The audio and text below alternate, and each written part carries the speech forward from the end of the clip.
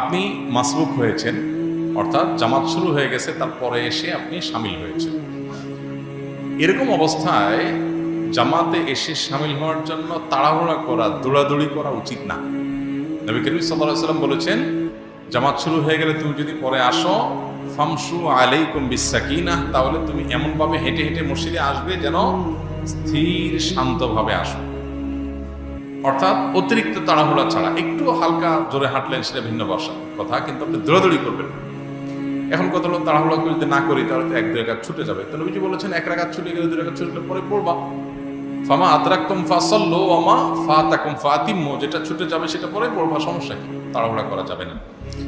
আমরা অনেকে তাড়াহুড়া করে আসি, এটা অনুচিত। এটা নামাজের প্রতি যে আমাদের গাম্ভীর্য থাকা উচিত সেটার খেলাফ, কারণ নামাজের আগে খুবই স্থিরভাবে আসতে হবে। এখন প্রশ্ন হলো যে এসে আল্লাহু আকবার বলেই রুকুতে চলে গেলাম, অসুবিধা আছে কিনা? উত্তর হলো না, এটাতে অসুবিধা নাই। ওই রাকাত আপনি পেয়ে গেছেন, আল্লাহু আকবার বলে সাথে সাথে আপনি কি করলেন?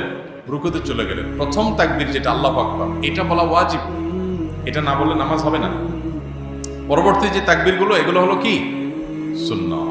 এগুলো কোনো ছুটে গেলে অসুবিধা নাই। অতএব প্রথম তাকবীর তাহরিমা, যেটা আল্লাহু আকবার বলেই রুকুতে চলে গেলেন, সুবহানাকাল্লাহ পড়লেন না, ইমামকে রুকুতে পেলেন, ডাইরেক্ট আপনি আল্লাহু আকবার রুকুতে চলে গেলেন, তাতে আপনি ওই রাকাত পেয়েছেন, গণ্য করা হবে। তবে এক্ষেত্রেও হুলস্থুল করা উচিত না।